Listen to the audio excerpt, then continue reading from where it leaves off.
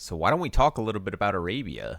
We've got an ever-changing map. It seems like the devs can never really decide on what the best Arabia is. And I mean, everyone likes a different version of Arabia, but basically current Arabia has a few things about it. So there's a chance that you get some chickens, and there's a chance that you get some deer. So if there's chickens, you can get between 6 and 8 of them. And if there's deer, it's between 2 and 4 of them. And those are close as well. On the current Arabia, there's also these neutral deer. Let's see if we can find them. There's kind of like neutral deer kind of in the map. So on high level, we still like to push these from across the map, but it's not necessary. These are just monkeys. You can't really eat those in this game. And yeah, so like basically on this map, there'd be like neutral deer here, neutral deer here. If red decided to push these 2 deer, then blue would never get any neutral deer because the other ones are here. So it's a bit imbalanced. But that's just how the game is sometimes. So yeah, what we want to see is, or what we want to think about is what is going to be the best opening for each civ, or what are potential openings, so that you don't have to think about what is viable. I'll let you know what's viable, or at least what I think is viable. And so you can kind of be like, okay, let's work towards this strategy this game. Let's work towards this other strategy this game. So yeah, that is what I want to hopefully help people with this video. What we should do first is just talk a little bit about what all of the different openings are. So we can go through a bunch of the common openings, what you would be doing. I actually wrote some of them down here, so don't get a little bit lost. But yeah, basically the openings that are generally somewhat viable, there's quite a few of them depending on the civ, but kind of like generic decent openings. You could do some no military openings where you don't make a barracks. So for example, feudal boom, where you just make invills. Here, let's turn on Aegis. Just make invills, whatever. You get your walls up, and then you make some farms. Once you're in the feudal age, it's like we're just gonna be farming. We don't have a mill, so we can't make farms. You know, we're just making farms and stuff, and we're making the like wood and mill upgrades. So feudal boom with no military. Other no military openings would be something like Trush, Tower Rush. So you can go forward with like 5 vills. This is kind of a little out of fashion these days to go forward with like 5 vills with no barracks or anything, but you can in some situations. I kind of like it with fast civs up like melee. You go up 20 pop with melee, and you're going to be up so fast the opponent's not going to have any units unless they're going infantry. Like you would do it against a civ that's not going to go for infantry, usually would be okay. Other non-military openings would be something like your FC builds, like your fast castle builds. So would be something like fast castle unique unit would be a pretty common one. Red Phosphorus has really popularized those, where you don't make any military in the feudal age. You don't even make a barracks. Your whole plan is just to get to castle age fast. So another thing would be fast castle into knights. This you would make a barracks and you make a stable in the feudal age, but then you would not make anything until you're up to the castle age. FC Knight as well as FC Step Lancer. Like those two things are pretty much the same in terms of your eco setup. You just need a little bit less gold as the Step Lancer, or for Step Lancers, and you need a little bit more food. And FC Boom would be kind of the other no military in feudal age build that you could do. Now on higher levels, generally FC Boom, you're gonna get punished, right? On lower levels, people, they're just maybe gonna chill a little bit too long. They're not gonna punish you as much, but on high levels, like people can smell that you're up to no good with the FC Boom, and they're gonna come forward with mangonels and ruin your day. So you got to be careful with that. It's not in fashion, but it is something that you could do. And those are kind of like the main no military in feudal openings. Is FC into cheese or full feudal Better at farming noobs. I mean, FC, like Red Phosphor FC, is probably going to inflate your elo the most out of any strat. That's for sure. Actually, I'll link Red Phosphor's build. The next openings would be infantry opens. So there's a few different infantry openings that you can do. The earliest would be instant drush. So that would be before lumber camp, you just make a barracks. So you basically start with 200 wood in the bank. And some civs have a little bit extra resources. And for those civs, sometimes you can go for an instant drush without like ruining your entire build. So for example, Persians have 50 food and 50 wood extra. So that 50 wood, you know, you can still make your 2 houses, then you make a barracks. You still have another 25 wood for another house. And the extra food really helps you to just have enough for a militia as well. So yeah, that can work. Another civ that can do it really well would be Lithuanians with the 100 food in the bank.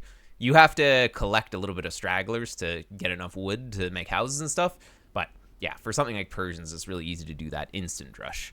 But not something that comes up too often. Like, it's kind of not the best thing to do. It's sort of cheesy. Like if it doesn't work, you're a little behind. If it works, you can get a few Vil kills, though. It can be very good. It's kind of high risk, high reward.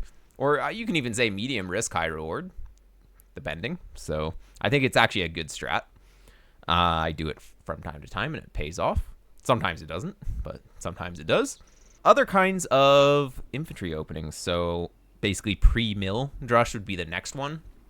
So you can go and make a pre-mill drush happen fairly quickly, and you have your militia going to the opponent's base sort of as they're going up to the feudal age.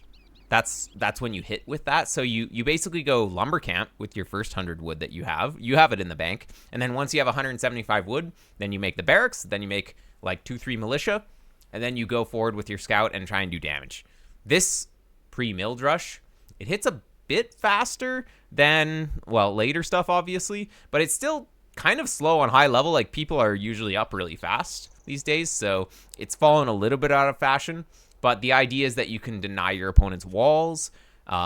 Maybe you can get your own walls up while you're pressuring the opponent. And that's sort of the same with the next kind of drush as well, which is going to be sort of an evolved version of the pre-mill drush. It would be something like a French drush, popularized by some of the pro-French players. Anyways, so what that is you get your barracks on the way up. So you can get a mill. You can go lumber camp and mill as your 2 prereqs for feudal age. And then what you do is you get your barracks as soon as 175 wood is in.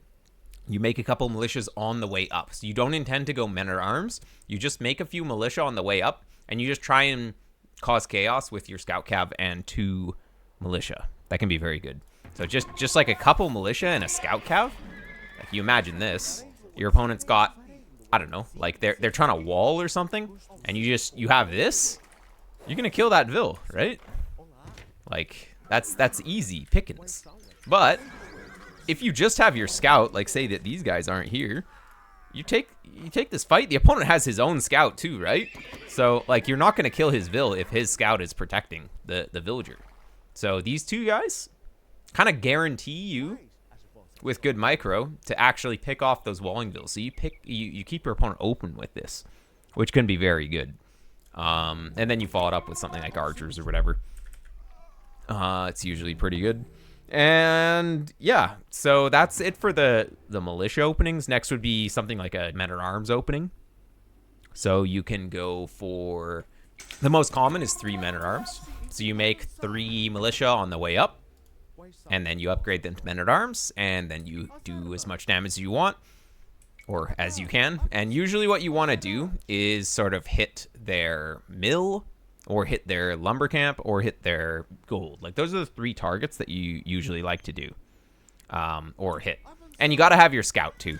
The scout is really key in these early infantry openings, because you need to be blocking Vils. Like, the Vil is coming this way, and you need to block him with the scout.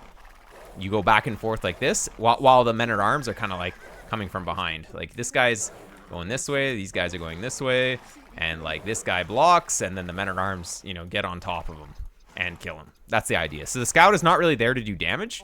He's just there to get in the villager's way, and then the men-at-arms kill him. Stuff like that. That's what you do with the 2 militia and stuff as well. So getting good at like going side to side with your scout is really important for these infantry openings to do maximum damage. So these days, now that men-at-arms have gotten a bit more buffs and stuff, like they move the same movement speed as archers now. So in the past, if you went men-at-arms and your opponent makes 1 archer, he kills all of your guys for free. You can't even get away. But like currently, they move at the same speed. So you can actually get away, which is pretty nice. So the only thing is that men-at-arms is kind of expensive. But once you develop your food economy a little bit, you can actually add men-at-arms kind of mid-feudal age sometimes. Especially against players who have, I don't know, a lot of scouts. Or they're going into skirms or something. Like say that you go men-at-arms archers, and then they just go pure skirm or something. You just add more men-at-arms. That could be pretty good.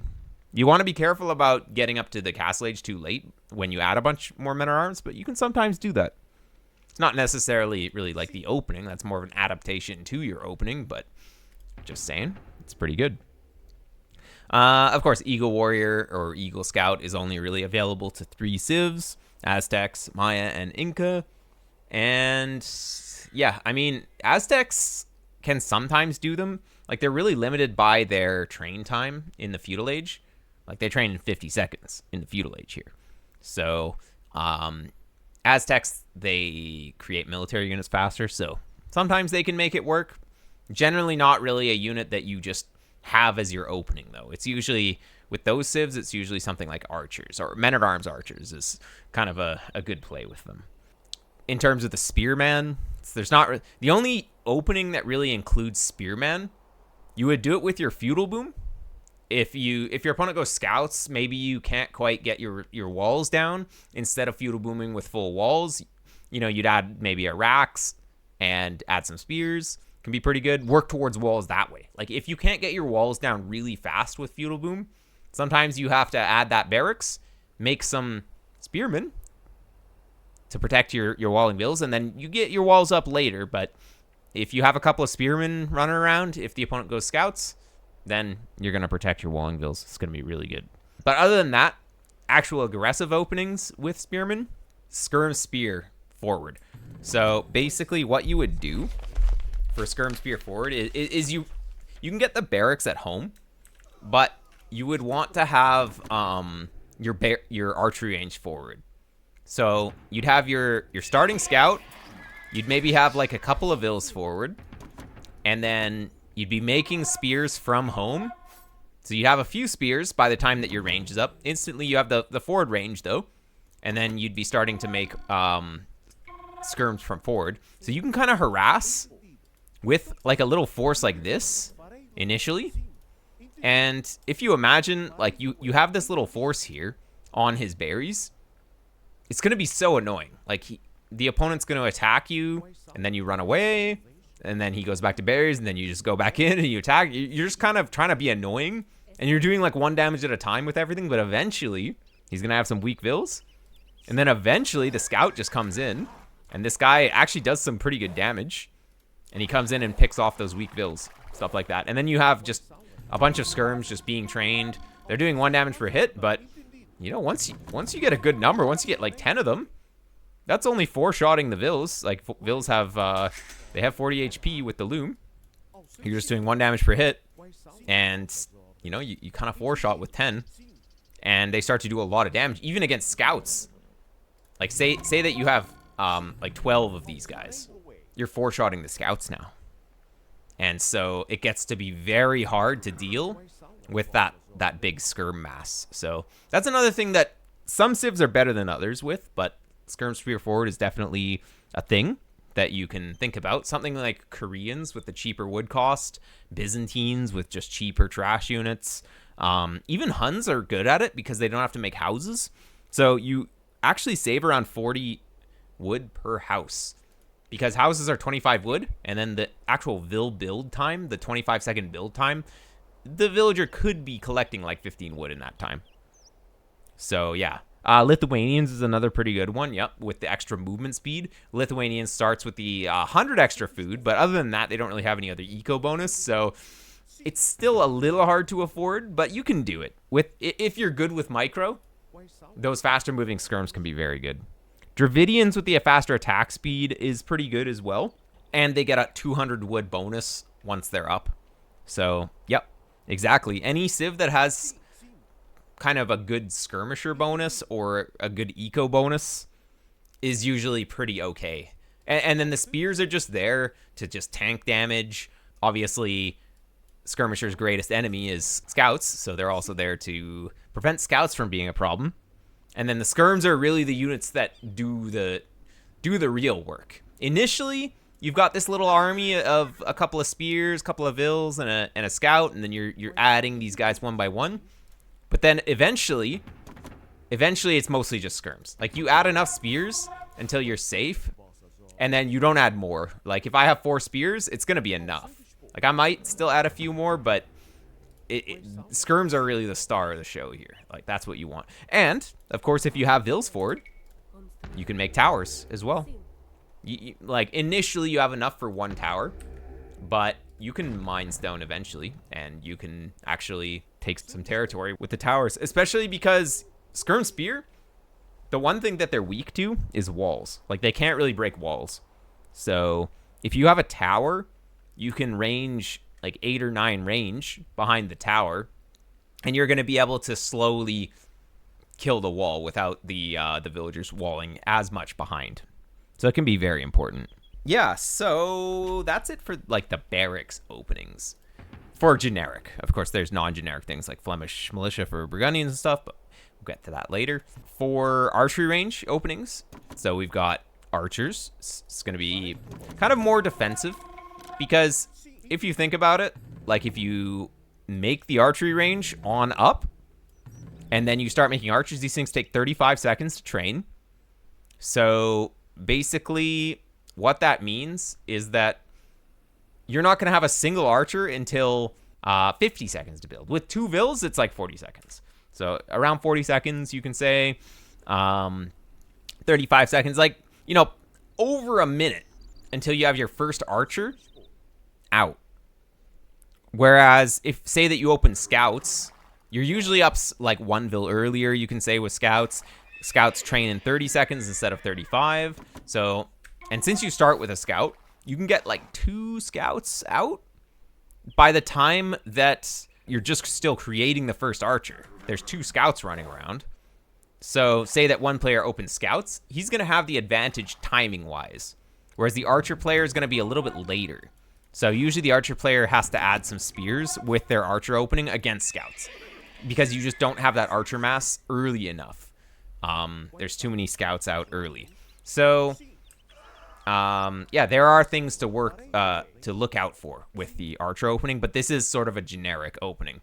So early on, depending on what your plan is with the archers, you sort of want to get your walls up, usually. If you're playing more aggressive with archers, sometimes you don't have to wall as much, just resource wall your vills. Like, sometimes you're going to have, say, like a lumber camp, just resource wall. What that means, like, say that the wood is over here, you know, you have wood thing here and here, and then they can chop on this side. Something like that, so that scouts can't get in while you build up your archer numbers. If you want a full wall, and your opponent's going scouts, and you're going archers, then you make some more spearmen and protect the walling vills. It's very important. Yeah. And then, so the first timing that you would normally, like the earliest timing that you can go across the map, is sort of with a couple of spears and a couple of archers. This is against scouts opening, I'm assuming. So you would get fletching kind of on the way out. You don't really want to attack anything until you have fletching. Usually, like, fletching is kind of necessary for you guys to just do anything. And this is kind of the army. This plus starting scout, that's kind of your army. That's sort of what you do. That's sort of your initial attack, potentially. But keep in mind that an opponent who sees you going range, they're going to add skirms. So you have to be careful. You have to hit very fast before the skirms are out. If you wait until you have like even 4 archers, there's a good chance the opponent's making skirms already, and this won't do anything. So either hit early enough before the skirms are out, or a lot of the time what you can do is you can just wait until you have a bunch of guys and you hit later. So usually not later in feudal age. Usually it's like, you know, maybe you have this, you go up to castle age, turn them into crossbowmen, and then you hit a crossbowman timing. That's usually pretty good, because imagine this, like the opponent's making scouts, and then he makes a bunch of skirms. That's pretty expensive. Like he had to go stable and range. If you just made a range, and you just made some archers, they're fairly cheap, you're going to be up to castle age way faster. And imagine these guys are crossbowmen, they're just going to kill this easily. So if your opponent has this kind of army, there's a few things that you can do with the archers. One is to go up to the castle age and make crossbowmen, like I was saying. Two is to add your own scouts. If you match your opponent's scouts here, say it's like 4 scouts versus 4 scouts, you're probably going to have a pretty good fight. Like you just patrol in, he patrols in, and you just focus fire his scouts with your archers. He might focus fire your archers with the skirms, but if you can kill his scouts quickly, then your scouts will kill the skirms. And then you just run away with the archers temporarily while the skirms just die for free. That's how you want to take the fight. If you want to do more aggression in the feudal age as the archer player. So that's usually how it sort of plays out. So yeah, adding the stable can be good for those scouts later, after the archer opening. And as the scout player, he can add the range for skirms later. So kind of playing with a stable and a range in feudal age is usually pretty good. The order in which you create the stable or the range just matters what you want to play towards. Like if you really want to play towards crossbowmen, like your crossbowman civ, opening with the range can be good, because then you can build up numbers as long as you're not losing your numbers. It can be good. And then just if you feel the pressure, like you're not fully walled or something, your opponent just has tons of army, sometimes you do need to add those scouts in late feudal. And then you can either put pressure with your army, or you can defend and not die. Generally, you just open with 1 range in 1v1s. You could open with 2 ranges. You'd be up a little bit later. But the problem with opening with 2 ranges is that your opponent doesn't need to invest as much to stop it. So say that you open with 2 ranges, and you've got lots of guys. Well, the opponent can open with 1 range, and he can make just, like, not as many guys. If he has, like, 11 skirms like this, and he's got armor and fletching, he probably takes this army of 20 archers, actually. Like, it's not going to be super good. 2 range archers in 1v1s is not really the greatest opening. You can, and I even made a build for it. So if you guys want to learn the generic build orders, check out the best build order series on my YouTube channel. We've got tons of good information how to opening in those videos. And there's a 2 range archer video. But yeah, it's generally like the higher elo you go, the less good it is, because people will actually react to what you're doing a lot better, and they're going to be walled properly. But I mean, if the opponent didn't react properly, like say that he just didn't get armor, he just doesn't have enough skirms, like say he has like 8 skirms with no armor, these guys are dominating. Like you'll lose like 3 guys and you'll kill all of these, and then you'll just, if he's not walled, you just get in on a wood line, you just win the game. So it can be good if the opponent doesn't react properly, but potentially if you go 2 range archers, it's a much easier fix for the skirmisher player to just add some skirms. It costs a lot less. In terms of for skirmishers, they can, like a skirmisher opening is generally defensive. If you're just going straight skirmishers, that's because you're scared of archers. Like, so just like we were talking about, like from the skirmisher perspective, the opponent's making a bunch of archers. Making skirmishers behind walls is usually pretty good, because if you make skirmishers on their own against archers, and then the opponent adds scout, now you're just dead. So skirmishers with walls can be good, or skirmishers, and then you could add scouts yourself later in feudal age. Just you kind of have to match the opponent's scouts sometimes, but keep in mind that the archers will kill your scouts faster than your skirms will kill his scouts. So just adding your own scouts isn't really enough a lot of the time. This also means that like a straight skirmisher opening, if you see your opponent's going straight skirms against your archer opening, if you just add your own scouts, it can be really good.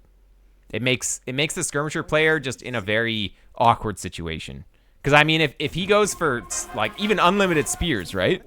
These things just die instantly to the archers. You don't even care about those against your scouts.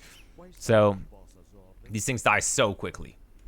Like, actually so quickly. Like, for example, if we're on this side, and we just, like, spawn some spears, like, watch how fast these things die. Like, they don't do anything. We just have, like, a bunch of archers. Like, the spears just... They're actually just useless. Like, look at that. Just disgusting. They don't even kill anything. They won't even kill a single archer. So, like, unlimited spearmen just die. So easily. Skirmisher opening, it can be good if your plan is to wall up properly, boom, and get to Castle Age, where you have maybe something stronger.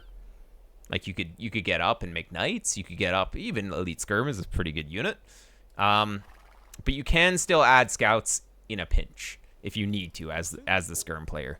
But yeah, it is exploitable just opening with skirms, definitely. So generally, as I said earlier, you're gonna start with one scout. So really fast scout builds are really good because you start with one scout, so you already have one military unit. So you're kind of already pretty far ahead getting stuff going with your opening. So once you have 2 scouts, that's going to kill walling villas easily. You can go forward with the first 2 scouts to deny walls. And then once you have 4 scouts, now you're starting to think about killing spears. So if there's 1 spearman and some vills that are kind of like taking resource, then it's actually probably a good idea to just go in, kill that spear. You take 2 hits. Boom, and now we're ready to kill some vills. If there's 2 spears, though, it can be a little more tricky depending on the micro. Like, a good player will micro their spears back so that they'll shoot they'll attack and then they'll like move back and then get another attack. But like, if there's 2 spears together, you generally don't really want to take this fight. Like, that's just not really a great fight. Like, you might win it, 2 spears down, and then now he can just fight you back with the vills. And if he micros better, he kills all your scouts, actually. Once you have 4 scouts, you can take on 1 spear. So that's another good number. So initially, 2 scouts, great at killing walling vills. You can go forward with 2 scouts. 3 scouts doesn't really give you as much, like, any additional utility. Like, you could pick off... Say that there's 1 spearman and a walling villager, and there's, like, a hill. Maybe you pick off the spear, and then you take out the vill with this. That's all right. Potentially, but kind of risky. Once you have like 6 scouts, then you're starting to feel really good. Even against 2 spears, you're starting to feel like, okay, I can maybe take that and then take out some vills, something like that. And once you have something like 8 scouts with bloodlines, now you're starting to feel confident about picking off villagers who are farming under the TC. So if you're running around with this, you get behind the villager who's farming, and then you kill him. And then you run away. Even if you lose like 1 scout or just like the TC shoots you a little bit, that's actually fine. Because that's all idle time as well. If he garrisons his TC, his vills aren't even working. So it's pretty good. Can you show spear versus scout micro? Yeah, I mean, so you go hit, and then hit, and then hit. So see how the scout only got 3 hits on me? And I got 3 hits on him. Scouts attack faster, though, so if I just stand there, I'm going to be taking more than 3 hits. But if I micro back, my guy's recharging his attack while he's moving. It's because of the attack rate, exactly. So my guy it's basically reducing the scout's attack speed because he can't attack you because you're moving. So as the scout player, you can kind of micro your guy forward. If you know your opponent's microing his spear back, you can attack and then micro forward with your scout. This only really comes into play against players who know what they're doing with the micro, but yeah, that's how it would be. Scout should normally get 1 more hit. Yeah, exactly. And that can be the biggest difference, right? If your spear survives to hit 1 more time, they do like 17 damage or something to the scouts. Like they do so much damage. It's really good to micro the spear like that. So yeah, that's all of the generic openings. How do you decide to go for forging or armor? Well, yeah, okay. On the scouts, forging. Of course, armor doesn't do anything. Spearmen still kill you in 3 hits if you don't have bloodlines. 4 hits with bloodlines. So armor does nothing. And forging allows you to kill the spearmen, like, what, 1 hit faster? So you're basically choosing between doing nothing with armor and doing something with forging. So it's pretty easy. Pretty easy choice. Forging against the spears. But against archers, you kind of want to reduce their damage output because they have low attack. So if you reduce their damage output by 1, suddenly they're doing 2 damage instead of 3 damage, which is a pretty big difference. And then, so you're going to get more hits in because your scout's not going to die. But if you're up against buildings, like you're trying to get in, then forging obviously is going to do something and armor's not going to do anything. So generally, like forging is better except for against archers. But you're in the situation where you're fighting archers a lot. So armor tends to be really good. But if you're up against anything that's not an archer, generally forging is going to be better. Bloodlines is kind of the ultimate upgrade. Like, if you're fighting any enemy unit, Bloodlines is going to be better than forging or scale mail. Or scale barding, I mean. In terms of, like, allowing you to tank more hits. We got to think about what these upgrades are actually doing in a fight. Like spearmen are doing, like, 17 damage. No, yeah. They have plus 15. So they're actually doing 18 damage. So making him do 17 damage by having armor doesn't even matter. The main reason to get armor is to get plus 2 on knights or like have to tank TC shots better. I mean, just against range units in general. Even against skirmishers. Like once regular skirmishers, they have 2+1 with fletching. So you don't need any armor against skirmishers. He already does 1 damage per hit. So the only reason you get armor is if you're fighting archers in the feudal age. And fighting villagers as well. Actually, villagers only do 3 melee damage, so reducing that to 2 melee damage is kind of good. So in that situation, but I mean, forging, killing the vills faster is probably better in general, because if you have enough scouts to be annoying against the vills, he's probably just going to be running. So you want to kill them faster so they don't run to the TC. Not always, though. Like skirmishers, once you upgrade them with Bodkin and Elite Skirm, they have 5 attack. And so against the 2 pierce armor, +1 armor is going to reduce that to 2 damage, and then +2 armor is going to reduce it to 1 damage. So against Elite Skirms, you really need to get those armor upgrades. It's huge. Pretty much never get upgrades on my scouts. Yeah, that's the normal thing to do.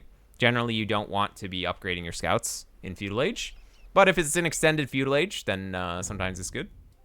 Oh yeah, one more thing. If you're going scouts against enemy scouts, you don't need to add a range or anything a lot of the time. Like sometimes you do, but as long as you have the opponent's scout numbers +1, you can take a fight.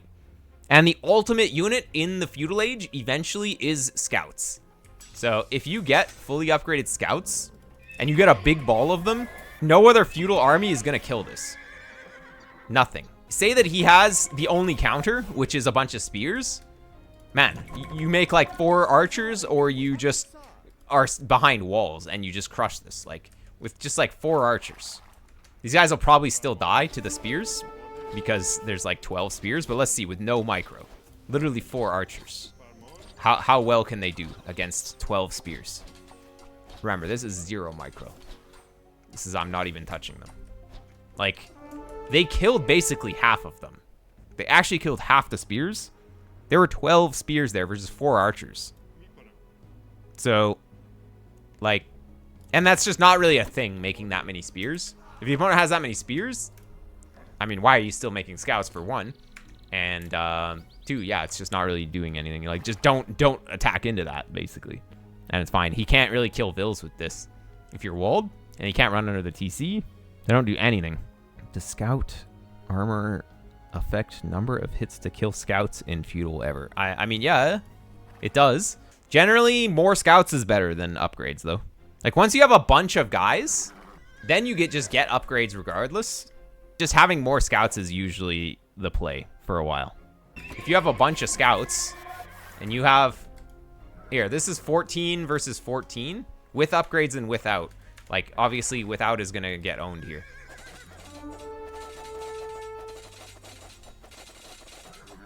There we go.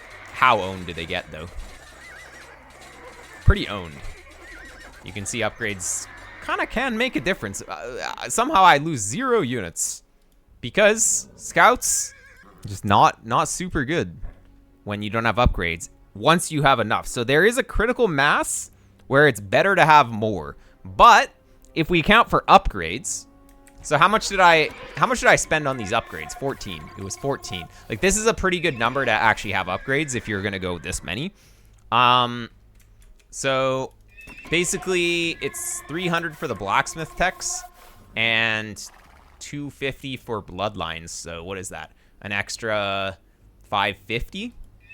Let's call it 600 and make, yeah, we can make like what, 7 additional scouts, and it's roughly even. This is how the fight would go if you had invested into more scouts. Obviously, you'd probably need a second stable to have these numbers, but anyways, like, this is how the fight would go. And it should be a lot closer. Obviously, a lot of red scouts can't quite get in the fight. Red's still probably going to get absolutely destroyed here. I guess at the start of the fight, red's units couldn't really fight. But, you know, as you can see, upgrades eventually are good. But if you get the upgrades too early, it's not going to be good. So say that I have like six scouts, and the opponent has, it's like 6 plus 7, right? We determined like 7 is kind of what you spent on upgrades. Like, say that it's like these numbers. I'm pretty sure that blue is going to get absolutely trounced here. So, like, there are numbers where you want to get upgrades, and there are numbers where you don't want to get upgrades. You want to have more dudes. 9 versus 16. This is going to be sort of even investment, roughly. And this should be a bit closer. But we'll see. Some of red's units still aren't really going in. Yeah, it looks like red is probably still going to win this. Maybe? Yeah, oh yeah. They'll still own.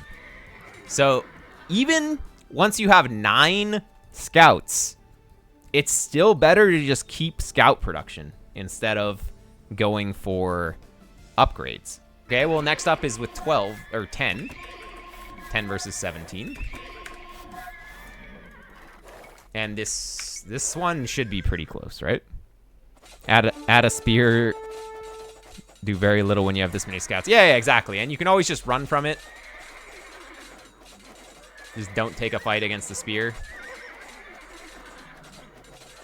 Yeah, I think this one is fairly close. Oh yeah, this one's the closest. Definitely. Actually, yeah, red will win, obviously with no micro. So, once you have 10 scouts, then you can start adding in upgrades. Before 10 scouts, it's just better to add more scouts. Unless, like, you're already maxed out with the production on your stable or whatever. Also, other reasons not to add scouts and add upgrades, like forging affects your infantry units as well. Also, if you're not planning to really play a lot of scouts or take a fight in Feudal Age, maybe adding armor will help you in the fight, and then also will help your knights later. Or you just add wall. I mean, yeah. But say that it's super open and you just can't wall. I don't know. Say that you're playing Land Madness, for example. This is like a Land Madness information point right here. Once you reach 10 scouts, then you can start adding upgrades, and it's all right.